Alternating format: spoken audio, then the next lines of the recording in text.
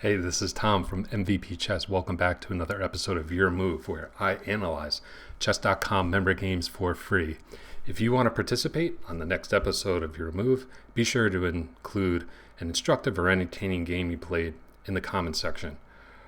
Right, so today we are looking at a game submitted by chess.com user The Turtle Pro, rated 1183. He's from the United States. His opponent, rated 1587, is from Egypt. Let's get started. After e4, e5, knight of 3, knight c6, bishop c4, we have the Italian game. So black has two main setups here. The first, which I would recommend playing, is bishop c5, which cut across white's idea of playing knight g5 and pressuring the f7 pawn. But black opts for knight f6, the so-called two knights defense. And if you play the two knights defense with black, you got to be ready for knight g5. And after a forced sequence such as this, black's down a pawn, and the onus really is on him to prove dynamic compensation. Personally, I wouldn't touch this position with a barge pull. Bishop c5 is just much simpler. Okay, but white doesn't play knight g5. He opts for the more solid d3, entering the Giuoco Piano, and black develops his bishop to c5. This is where you want the bishop in this variation. It can become a very killer piece in the middle game, depending on how white develops his forces. After h3, white has, I think, unnecessarily weakened his king side. Okay, if white decides to castle to the king side, all of a sudden h3 gives black something to bite on, with maybe h5, g5, castling to the queen side. Castling to the queen side is a very viable option for black in these structures. So if you play this on the white side, you need to be cognizant of this idea, okay? You don't want to unnecessarily, make weakening pawn moves around your king that can be later exploited by your opponent and used as a hook to pry open the h-file, to pry open the g-file. In this position, black castles. Okay, so this is an instructive point. In this position, the best move for black is a6. And you can think of this as really a high-class waiting move for black. Okay, and the database of master-level games supports my recommendation of a6. After white plays h3 and black plays a6, black is scoring like over 40% win rate. Whereas with castle, it's the inverse. You know, white's got the advantage here. So we just really want to play a6 because we're making a waiting move. We're seeing where white castles. Will white castle to the king side? We're seeing where this dark square bishop goes. Is it going to go to g5? Is it going to go to e3? We don't know. Plus, a lot of white's main ideas in the Italian game center around the pawn advance c3, d4. So it's often very good to have a foxhole for your bishop to escape to. So I like a6 in this position a lot. And let's just look at a quick sample variation, okay, before we look at the game continuation, because this is instructive. After castles, here we stay patient, okay? We don't castle ourselves, we play bishop a7. And now, let's look at what happens if white decides to play bishop to g5, okay? I've had this in countless games as black, and I've always gotten a great position. I mean, my win rate must be astronomical on this line. We play h6, and after bishop h4, notice we haven't castled our king, okay? So we got no problem playing the pawn move g5, okay? Because it's not gonna weaken our king side safety. We're gonna go to the queen side, and after g5, bishop g3, d6. Look at this position, okay? This bishop on a7 is like a heat-sinking missile towards white's king. We've got the move g4 in combination with this hook that we were discussing before on h3, black's going to be able to open the g file. Black's going to be able to play h4, h5, h4, excuse me. We even have ideas of putting a knight on h5 and capturing on g3. Notice this pin on f2 is pinned. I've had some games end like that too. So black would have a raging attack here. So we don't want to give up the possibility of entering those lines by castling prematurely, which is what black did here. And we'll notice, look at what happens to this dark squared bishop. After bishop g5, this is an annoying pin to deal with, especially since we've castled. Okay, we don't want to play h6. We don't want to play h6, g5 here, because then our king is feeling very drafty, very unsafe. We also don't want to play d6 in this position, okay, because then it becomes really hard to resolve this pin without potentially having our kingside pawn structure shattered. So I think black makes kind of a practical choice here, just dropping the bishop back to e7, but man, you know, we went from the possibility of having this, misfire there, from having this really awesome bishop on c5. Now it's been rendered as kind of a mere bystander. And on top of it all, black's lost a tempo, going from c5 back to e7. So, yeah, it's unfortunate how the bishop ended up in this game, but I think for the Turtle Pro and for you other e4, e5 players out there, watch out for this dark square bishop, okay? We really want to try to keep it on this diagonal if we can, while keeping our king safe. So white castles, okay. And after d6, c3, okay. This is a multi-purpose move, okay. It allows white to perhaps reroute this bishop to c2, which is a very common idea in the Italian. We kind of see similar plans in the Spanish with the bishop on b5, dropping back this way. And white is preparing the key pawn advance d4. Okay, black questions the bishop, and white takes. Yeah, I don't like this decision for white. If I'm white in this position, I'm just dropping the bishop back to h4. Why? Well, especially after this maneuver, bishop c5 to e7 and d6, black's position is feeling like a little bit cramped to me. It kind of reminds me of living in New York City. You know, especially this queen, right? This queen doesn't have a great square to go to. Whereas if we look at the game continuation, capturing on f6 gives black a little bit of breathing room. Now the queen in certain lines has the e7 square available. Okay, so I think it would have behooved white to keep that bishop on the board, keep that annoying pressure on the king's knight, and let black suffer a little bit in a cramped position. Okay, but white plays knight bd2, and we have rook e8. I think black's idea in this position is to be able to bring a bishop to e6 to challenge this very dangerous light squared bishop, looking at this rather sensitive point on f7 without having to recapture with the pawn. Okay, and white plays the move b4, gaining space on the queen side, and I think intending to play queen b3 and forming a battery and really trying to pressure black's position here. Black takes a timeout here to play a6. I think this is a lost tempo. a6 to me does not feel necessary in this position. Of course, we would have liked to play a6 earlier in the game when it would have allowed us to keep that awesome dark squared bishop on the board.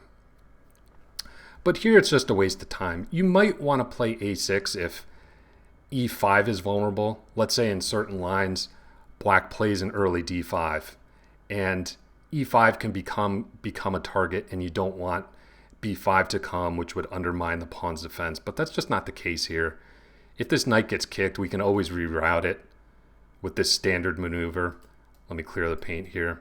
Knight e7 to g6, eyeing up this f4 square. So if I'm black here, I'm not playing a6, I'm just playing the simple bishop e6. And after a4, Now black plays bishop e6, and after queen b3, black keeps the tension here. I think that was a good decision. Okay, and white plays king h2. White's just seeing ghosts here. And I see this move a lot with my students and even some of my own games. You know, white just got a little paranoid here about a sacrifice on h3, but black just doesn't have the firepower on the king side to generate any kind of attack.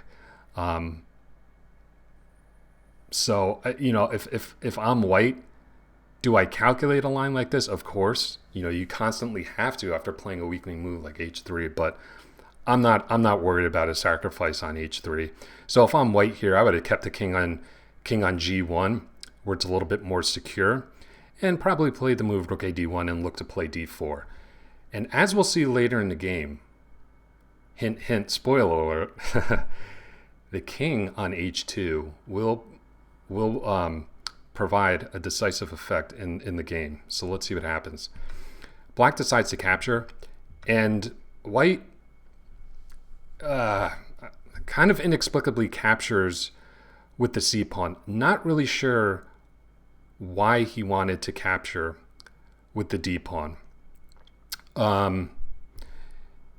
You know, perhaps to gain more control over d5, but that's not on the cards for black right now, at least not in this century. So I would have preferred white to capture with the queen. Okay, maintain the knight here because it's offering good support to the e-pawn, and again continue with this plan of maybe rook a d1 and d4. That's your key strategic idea in the position. But white captured with the d-pawn, and then I really like this decision by the Turtle Pro. Really like this decision actually. It shows really good positional understanding, and kind of the sad state of affairs of this dark squared bishop now, unfortunately. I think he realized that, you know, this dark squared bishop, it's behind this wall of pawns on dark squares. It's really got no future. This position is really more tailor-made for the knights. So let me see if I can play bishop g5 and exchange this rather passive bishop for one of white's knights. And he's able to do that. So I think from a positional perspective, that's a really nice decision by black. Black plays knight e7. The c6 knight in these king pawn openings are always problematic for black. You know, there are whole variations in the Ruy Lopez, like the Chigorin or the Breyer, where you're making these elaborate knight moves on the queen side just to fix the piece, to get it out of the way of the c-pawn. So this is a very common maneuver. Rerouting this knight maybe to the nice f4 square. It would be nice and active there. So white takes advantage of this pin on the d file and plays pawn to c5. Black sidesteps, and in this position, white develops the rook. Over to you in this position. White's a play. What are you playing in this position? Pause your videos. Try to find the best continuation for white.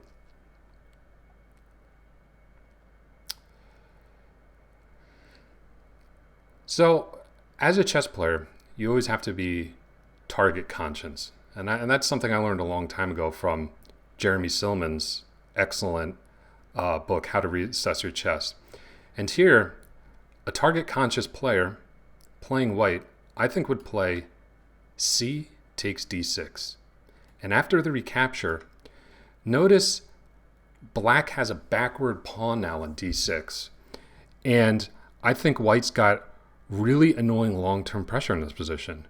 Rook a d1, and just pressure this pawn on d6, tie black down.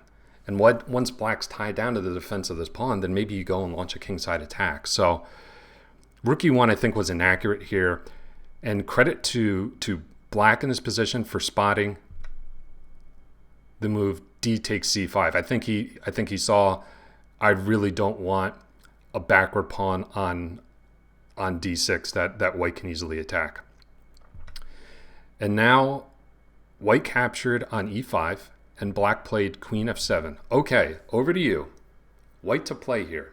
The knight is under attack. Where are you moving the knight in this position. This is a really critical position. Pause your videos. Try to find the best move.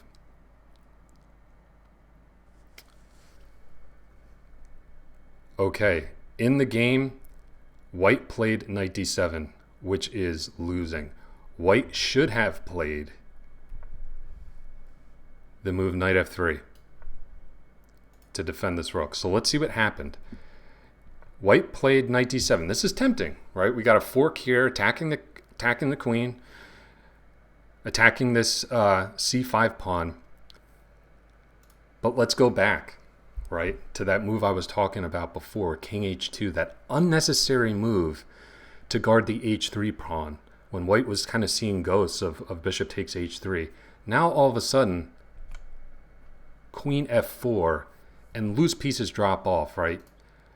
White's rooks are disconnected and totally loose, and black took advantage of this tactically to decisive effect. So nice job by Turtle Pro seeing this tactic, which pretty much ends the game on the spot. After king g1, queen takes d2. White saved the rook, but oops, there goes the knight as well. And black is completely winning in this position. Okay, white thrashed on for a bit, tried to get some sort of imaginary attack on the f7 pawn, but Turtle Pro's got this covered, no problem. And after takes, he brings his last piece into the game and brings his knight to a good square on d4, which is totally fine. I would probably prefer the square e5, looking at this weak pawn. I think it's just a little bit better of a blockading square for the knight, but you know, I can't criticize knight d4. And after they shuffle around a bit and white plays e5, black has got an absolutely killer move in this position. So last time I'm turning it over to you. Pause your videos. What should black play in this position to end the game on the spot? Okay, if you missed this one, I'm going to suggest you go do a 5-minute session of Puzzle Rush right now. Knight e2, the royal fork. Black is just going to take all of white's stuff and this game is over. Black resigned, understandably. So, really nice game by Turtle Pro. I hope you enjoyed the analysis.